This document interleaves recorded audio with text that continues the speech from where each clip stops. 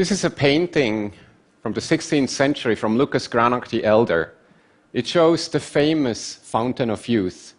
If you drink its water or you bathe in it, you will get health and youth. Every culture, every civilization has dreamed of finding eternal youth. And there's people like Alexander the Great or Ponce de Leon, the explorer, who spent much of their life chasing for the fountain of youth. They didn't find it. But what if there was something to it? What if there was something to this fountain of youth? I will share an absolutely amazing development in aging research that could revolutionize the way we think about aging, and we may treat age-related diseases in the future. It started with experiments that showed a recent number of studies, but growing, that animals, old mice, that share a blood supply with young mice can get rejuvenated. This is similar to what you might see in humans, in Siamese twins. And I know this sounds a bit creepy.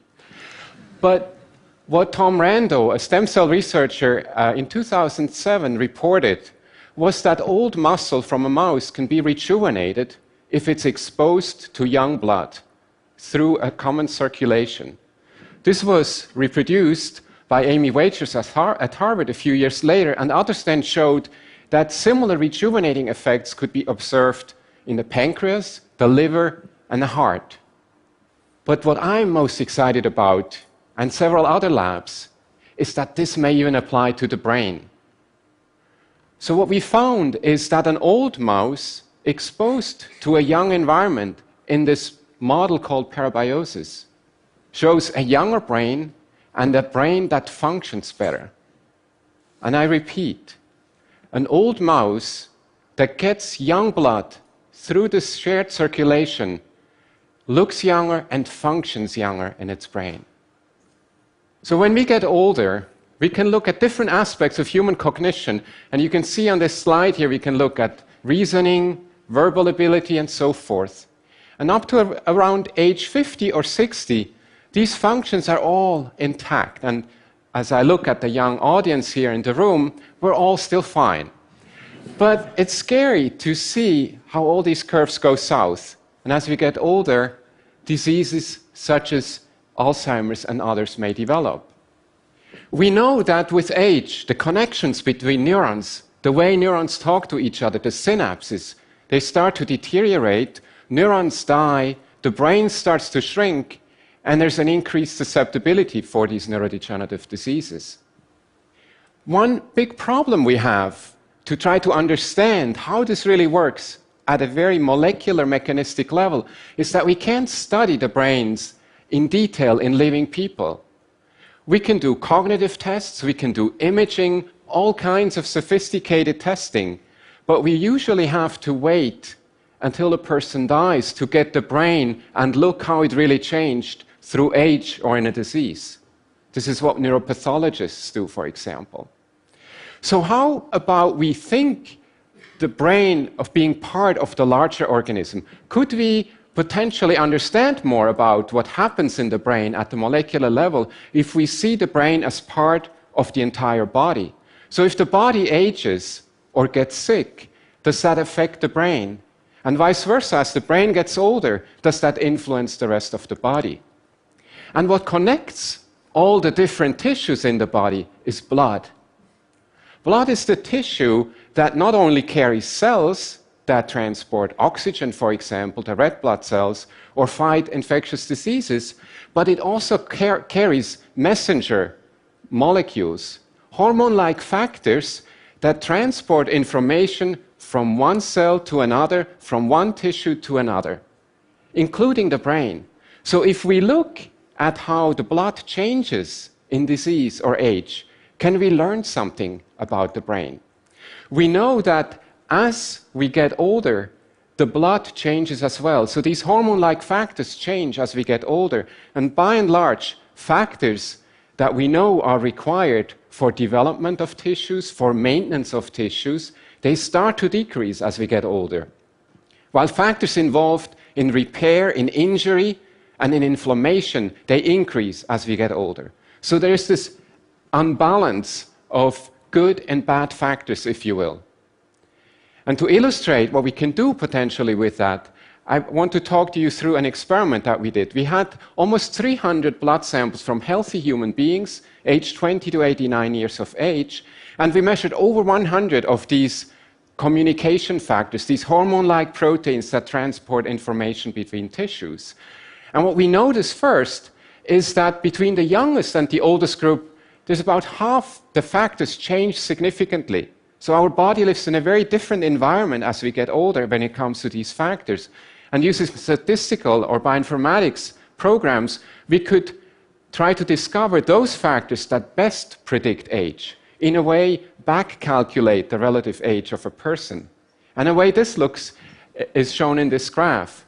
So on the one axis, you see the actual age a person lived, the chronological age. So how many years did they live? And then we take these top factors that I showed you, and we calculate what is their relative age, what is their biological age. And what you see is that there is a pretty good correlation. So we can pretty well predict the relative age of a person. But what's really exciting are the outliers, as so often in life.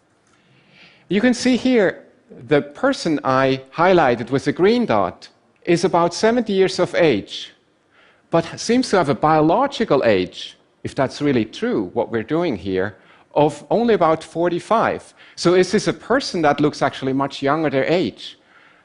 But more importantly, is this a person who is maybe at a reduced risk to develop an age-related disease and will have a long life, will live to 100 or more? On the other hand, the person here, highlighted with a red dot, is not even 40, but has a biological age of 65. Is this a person at increased risk of developing an age-related disease? So we're trying in our lab to understand these factors better, and many other groups are trying to understand what are the true aging factors, and can we learn something about them to possibly predict age-related diseases. So what I've shown you so far is simply correlational, right? You can just say, well, these factors change with age, but you don't really know if they do something about aging. So what I'm going to show you now is very remarkable, and it suggests that these factors can actually modulate the age of a tissue. And that's where we come back to this model called parabiosis. So parabiosis is done in mice by surgically connecting the two mice together, and that leads then to a shared blood system where we can now ask, how does the old brain get influenced by exposure to the young blood? And for this purpose, we use young mice that are an equivalency of 20-year-old people and old mice that are roughly 65 years old in human years. What we found is quite remarkable. We find there's more neural stem cells that make new neurons in these old brains. There's an increased activity of the synapses, the connections between neurons. There's more genes expressed that are known to be involved in the formation of new memories. And there is less of this bad inflammation. But we observed that there's no cells entering the brains of these animals. So when we connect them, there's actually no cells going into the old brain in this model. Instead, we reasoned then that it must be the soluble factors. So we could collect simply the soluble fraction of blood, which is called plasma, and injected either young plasma or old plasma in these mice, and we could reproduce these rejuvenating effects. But what we could also do now is we could do memory tests with mice. As mice get older, like us humans, they have memory problems. It's just harder to detect them, but I'll show you in a minute how we do that. But we wanted to take this one step further, one step closer to potentially being relevant to humans. I'm showing you now as unpublished studies where we used human plasma, young human plasma, and as a control saline, and injected it into old mice and asked, can we again rejuvenate these old mice? Can we make them smarter? And to do this, we use a test. It's called a Barnes maze. This is a big table that has lots of holes in it, and there's guide marks around it. And there's a bright light, as on this stage here. The mice hate this, and they try to escape and find the single hole that you see pointed at with an arrow, where a tube is mounted underneath where they can escape and feel comfortable in a dark hole. So we teach them over several days to find this based on these cues in the space. And you can compare this for humans to find your car in a parking lot after a busy day of shopping. Many of us have probably some problems sometime with that. So let's look at an old mouse here. This is an old mouse that has memory problems, as you notice in a moment.